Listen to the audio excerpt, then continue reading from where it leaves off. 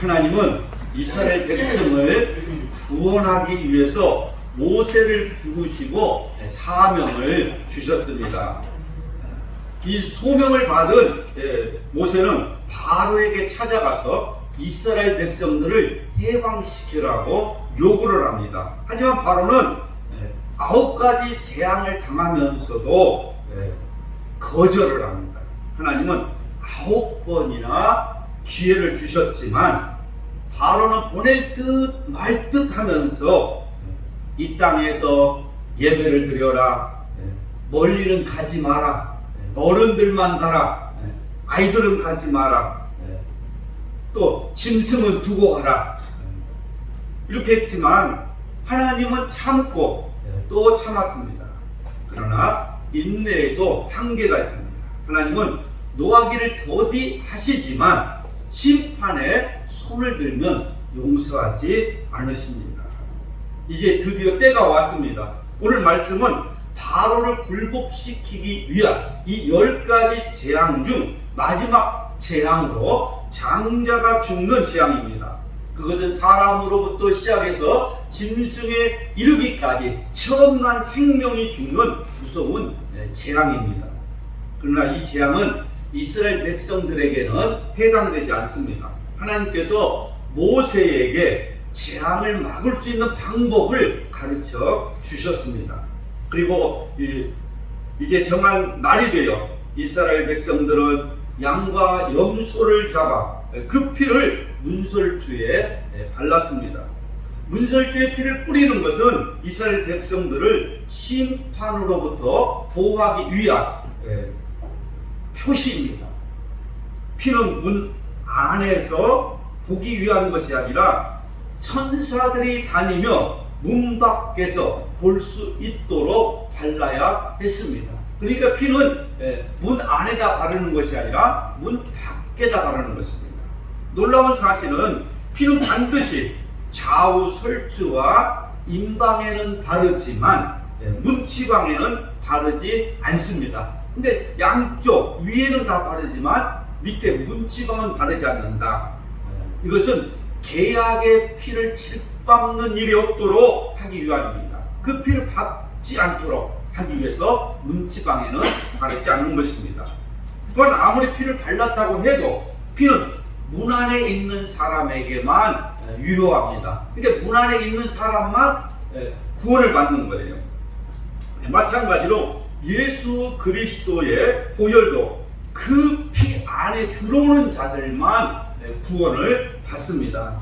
예수 그리스도의 피는 인류를 구원하고도 남음이 있습니다. 그러나 그 피를 믿는 자들만 구원을 받고 보호를 받는 것입니다. 자, 홍수 심판 때는 노아의 방주 안에 있는 사람만 구원을 받았습니다. 여리고성이 무너질 때는 붉은 줄을 매단 이 라합의 그 집안에 있는 사람만 구원을 받았습니다. 이것은 예수 그리스도의 보혈 밖에는 구원이 없다는 것입니다. 천국으로 가는 길은 오직 예수 그리스도의 피밖에 없습니다. 아멘. 자, 오늘 말씀 13절 말씀을 보겠습니다. 내가 애굽 땅을 칠 때에 그 피가 너희가 사는 집에 있어서 너희를 위하여 표적이 될지라. 내가 피를 볼 때에 너희를 넘어가리니 재앙이 너희에게 멸하지 아니하리라. 자, 무엇을 보고 넘어간다고 했습니까? 내가 피를 볼 때에 너희를 넘어가리라. 그러니까 너희가 얼마나 착한지 보고 넘어가리라가 아닙니다. 전적으로 피를 보고 넘어가겠다고 했습니다. 그러니까 우리를 구원하는 것은 오직 예수 그리스도의 피밖에 없습니다. 그러니까 피 안에 있으면 누구든지 구원을 받습니다. 예수님의 피를 우리가 의지해야 되는 것입니다. 예수님의 피를 우리가 믿어야 되는 것입니다. 이 중요한 것은 지금까지 9가지 재앙이 임했는데 그 9가지 재앙을 통해서 이스라엘 백성이 한 명도 애굽을 떠나지 못했습니다. 그런데 어린 양의 피가 흘려지자 다 떠납니다. 그러니까 출애굽의 역사는 재앙의 능력이 아니라 피의 능력입니다. 피의 능력이 있는 거예요. 9가지 재앙이 임했어도 한 명도 애국을 떠나지 못했습니다. 그런데 어린 양의 피가 흘려지자 한 명도 빠짐없이 다 떠나게 됩니다. 왜 이스라엘 백성들이 9가지 재앙이 임했을 때는 떠나지 못했고 어린 양의 피가 흘려졌을 때 떠나게 됩니까? 베드로전서 1장 18절 말씀입니다. 너희가 알거니와 너희 조상이 물려준 헛된 행실에서 대속함을 받은 것은 은이나 금같이 없어질 것으로 된 것이 아니요 오직 흠없고 정없는 어린 양 같은 그리스도의 보배로운 피로 된 것이니라. 그러니까 이 너희 조상이 물려준 헛된 행실에서, 죄에서, 또 우상에서 대속함을 받은 것은, 이 대속이라는 말은 율법의 저주에서 해방이 되었다, 그런 뜻이에요. 율법으로는 우리가 구원을 얻을 수가 없어요. 그러니까 율법의 저주에서 해방이 되었다. 또 죄의 대가를 지불했다. 대속, 죄의 대가를 지불한 거예요. 자, 그러니까 이 어린 양의 피로 죄의 대가를 지불하고 우리를 산 것입니다. 그래서 우리의 구원은 공짜가 아닙니다. 예수 믿으면 구원받는다 그러니까 구원이 공짜인 줄 아는데, 그 전에 예수님께서 십자가에서 우리의 죄값을 위해 피를 흘려 주셨습니다. 예수님의 피로 우리를 산 것입니다. 그전까지는 값을 치르지 못했기 때문에 나오지를 못한 거예요. 그러나 이제는 예수님의 이 피로 값주고 샀기 때문에 나올 수 있었던 것입니다. 이제 여러분들은 예수님의 피로 값주고 샀기 때문에 귀한 사람들입니다. 여러분이 귀한 사람이에요. 왜? 예수님이 피로 값주고 나를 산 거예요. 그래서 한 영혼이 귀한 것은 구원받지 못한 영혼이 아니에요. 한 영혼이 우리는 천하보다 귀하다 그런데, 그 천하보다 귀한 영혼은 구원받은 영혼이, 구원받지 못한 세상 사람들이 아닙니다. 예수님의 피로 산 저와 여러분이 귀한 것입니다. 예수님의 피로 값주고 샀기 때문에 귀한 거예요. 그래서 여러분들은 귀한 사람이 귀한 사람. 그래서 우리의 자녀들도 볼 때마다 너는 참 귀한 사람이다. 주님이 십자가에서 피로 값주고 너를 샀다. 그러니 이제부터는 귀한 사람과 교제하고 귀한 사람과 귀한 사람을 만나고 또 축복의 사람과 교제하고 믿음의 사람과 교제해야 된다. 아무나 만나면 안 된다. 늘 말을 해줘야 돼. 너는 예수님의 피값으로 산 사람이다. 너는 귀한 몸이다. 예수님이 십자가에서 흘리신 보혈은 죄로 죽은 우리의 영혼을 살리는 생명의 피입니다. 근데 예수님의 보혈은 죄의 권세를 이기신 보혈이에요. 예수님의 보혈은 다시 살게 합니다. 예수님의 보혈의 능력으로 나는 살았다. 이전 것은 지나갔다. 보라, 새 것이 되었다. 여러분 이렇게 날마다 선포해야 돼요. 나는 예수님의 보혈의 능력으로 살았다. 이전 것은 이제 다 지나갔다.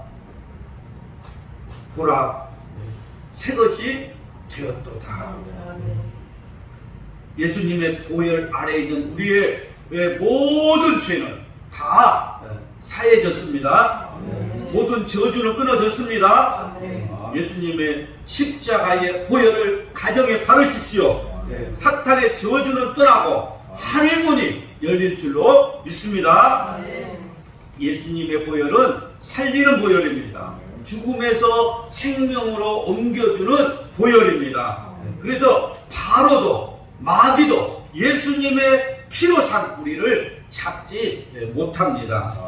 예수님은 십자가 위에서 가시관을 쓰심으로 피를 흘려 주셨습니다. 가시가 무엇일까요?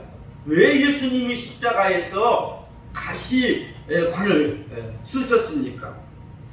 창세기 3장 18절 말씀을 보면 아담과 하와가 죄를 범했을 때 하나님께서는 땅이 내게 가시덤불과 엉겅퀴를 낼 것이다 이렇게 말씀하셨어요. 그러니까 하나님께서 인간을 저주하실 때에 땅에서 가시가 나왔습니다. 예수님께서 십자가에 못 박히시면서 바로 이 가시관을 쓰신 것입니다. 예수님은 십자가에 못 박히시고 가시관을 쓰심으로 인류를 가시의 저주로부터 해방을 시키셨습니다. 가시 면류관을 쓰시고 흘리신 피는 바로 인간의 저주를 씻어주는 피였습니다. 예수님께서 왜 채찍에 맞으셨습니까? 예수님께서 채찍에 맞아 흘리신 이 피로 인해서 우리의 아픔과 고통과 질병이 치유를 받았습니다. 이사야 53장 5절 말씀, 그가 찔림은 우리의 허물 때문이요 그가 상함은 우리의 죄악 때문이라. 그가 징계를 받음으로 우리는 평화를 누리고 그가 채찍에 맞음으로 우리는 나음을 받았도다. 예수님의 보혈이 저와 여러분의 모든 저주를 담당하셨습니다.